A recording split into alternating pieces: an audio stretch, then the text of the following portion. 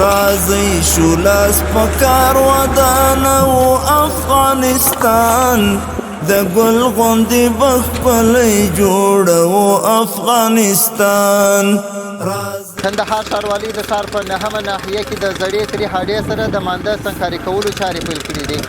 دا مانده چې تقریبا 350 متره اوږدوالی د دیوالونو په شمول 14 متره پلنوالی او د 3 متره په جګوالي سره جوړیږي.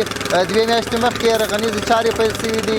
تر دې مهاله یې 80 سلنه کارونه بشپړ شوي دي او پاته کارونه به یې هم د 1 میاشتې په موده کې بشپړ شي. د مونن فضل ربی د انجینر یم. په اوله مرحله کې موږ دلته کانونکاري شروع کړله. به وروسته کانونکاري چې کومه دغه تکمیل شي موږ پروفایل لرو. د پروفایل په اساس باندې موږ کانونکاري کوو. بیا 10 سانتي جغل اچوو. بیا په هغو په سر باندې 15 سانتي پي سي اچوو.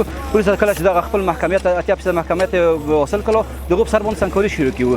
سنګکاري هم د موږ د دیوال ارتفاع 3 متره ارتفاع ده. په لاندني قسمت کې د سنګکاري عرض 1.5 دی. په پاسني قسمت کې 18 سانتي دی. بخپلی جوړو افغانستان د ګل غوندې بخپلی جوړو افغانستان.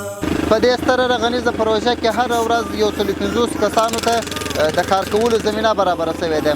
25 کسان په مسلکي ډول کار کوي او 125 کسان په غیر مسلکي ډول په کار کولو بوخت دي. نوم یې نجیب الله دی. لوی ودې پنځم ګذر اوسېدونکی یم. مخکې خو نو کار نه و. یو وخت روزانه و. اوس شکر دی کار یم ستا ټوله وخت اخته یو او معاش مو ښه پر وخت دی. ما نوم عبدالله دی.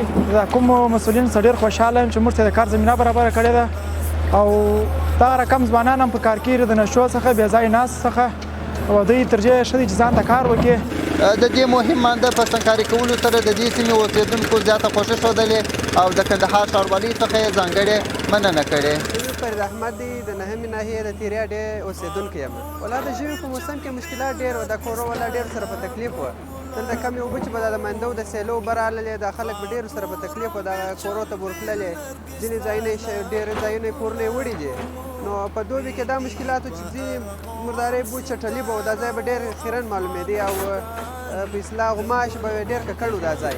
ما نوم عبدالصمد دی. په دوبي کې دغه دا ده چې مرداري ډېره وه. مقصد غماش یې وې اوبه یې مردارې وې سره څوک نه سایه غوښتل. مقصد کالي یې مردارېدله په دغه سره نه دی. دا مشکلات و چې دا مانده را جوړ. نن خولو باندې منځو افغانستان د ګل غوندې بخپلی جوړو افغانستان.